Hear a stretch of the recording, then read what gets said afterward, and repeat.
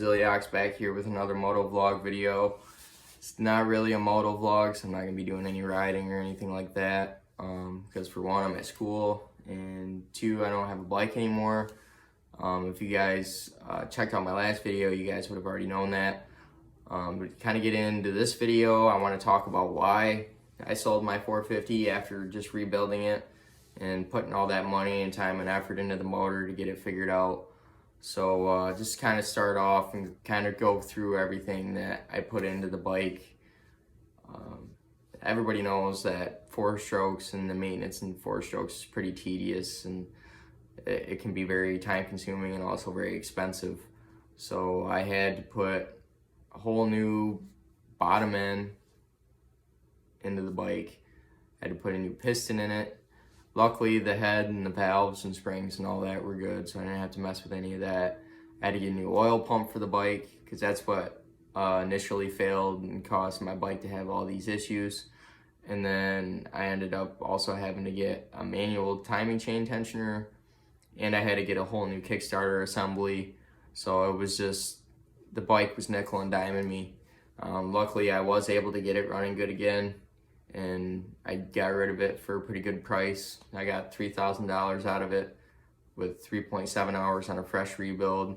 And for an 09, that's, 11 years old, and it still has a carburetor. So last year, the YZ450s had a carburetor on them. But, I mean, it's better than what I was initially expecting. So, it was a clean bike and whatnot, but I feel like I made out pretty decent on that.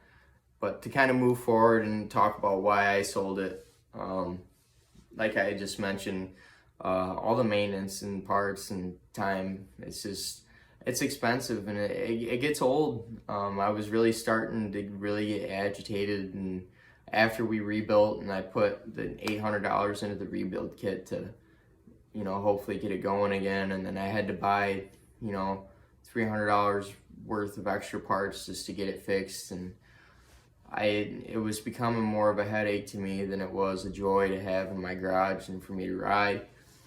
So I came to the conclusion, my dad and I were talking about it, that I need to get rid of it and get something different. And if you guys are wondering what bike I'm going to get next, or what I'm thinking about getting, I'm like 99.9% sure I'm going to end up getting a YZ252 stroke. And a lot of you guys might think, just from me saying that, why would you go from a 4-stroke to a 2-stroke? Because everybody talks about how the 4-strokes have so much of an advantage, and they're more powerful, and they're easier to ride, which I get that. They are easier to ride, but for one, I was riding my 450 like a 2-stroke anyway. I was pretty much always on the pipe, and I think that's one reason, I did have quite a few issues with it, but I do have to admit, I gotta give that 450 some credit. I do ride hard, and I put a lot of hours on it before it started failing on me, and I did take care of it and everything, but things are bound to wear out and go bad after you put some good hard time on them. So I wasn't surprised, but it was just disappointing of how difficult and how time consuming it was to get everything fixed. But not only do I ride a 4-stroke like a 2-stroke anyway, the 2-strokes are way cheaper to rebuild. I could have rebuilt two 252-stroke motors for the price that it took for me to rebuild my 450 one time. So just that alone, yeah, maybe if I got to rebuild my top end a lot more, that's fine with me. If all I got to do is put a piston and rings and a gasket on there every here and there, or if I got to do it more often than what I would to mess with a 4-stroke, that's not going to bother me, because in the long run, it's still going to be cheaper than doing all the maintenance and, doing a top end on a 4-stroke. That, and it's way easier. You don't have that perimeter aluminum frame with the YZ252 strokes, and, you don't have valves, you don't have cams, you don't have valve springs, it's just a lot of less moving parts. And even to add in on the whole moving parts thing, the whole reason my 450 blew up in the first place was because my oil pump failed.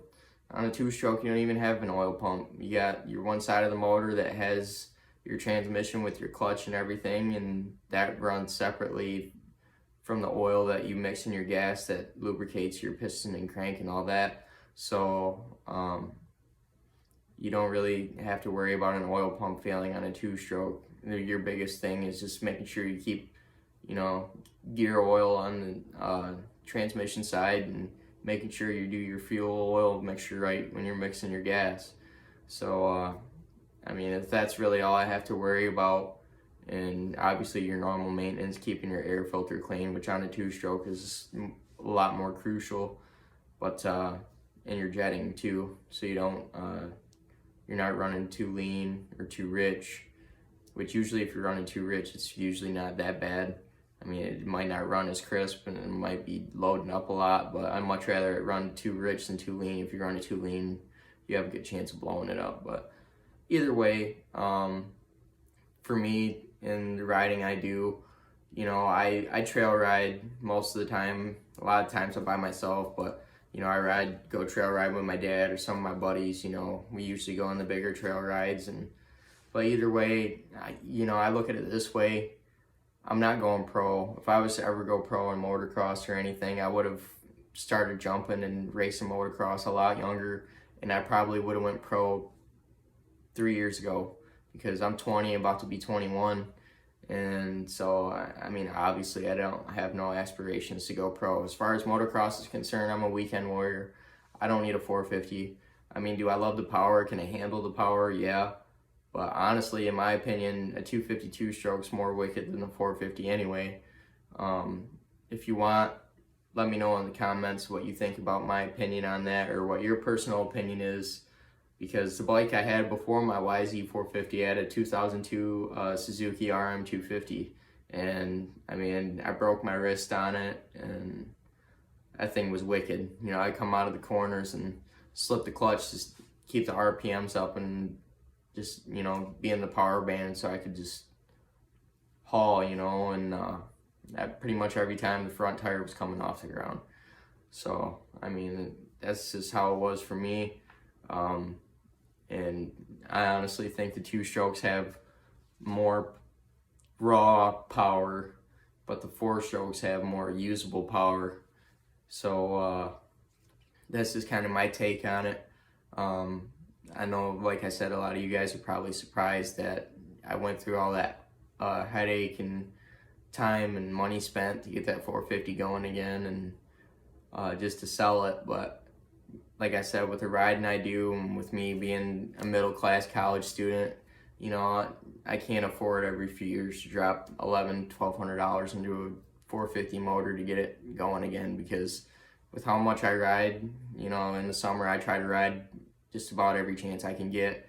So, I mean, I know I'm going to put time on my stuff, and I don't usually ride, very easy. I'm usually, like I said, I'm on the pipe, and I'm riding pretty hard. So, I'd much rather just have a two-stroke, and if I got to put a piston in it, quite often, that's fine with me.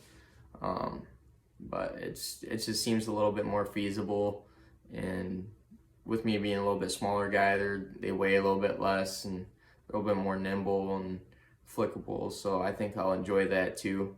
But let me know down in the comments what you guys think about my decision. Like I said, I'm sure some of you guys are going to think it was probably a poor decision, but I don't care what anybody says. I know what's best for me, and my dad and I have talked about it, and like I mentioned in my previous video, he went and picked up a 2019 Yamaha YZ250X, and like I said, I'd like to do a little ride and review video on that. But I don't want to get that bike. I want to get to just the regular YZ250 motocross model.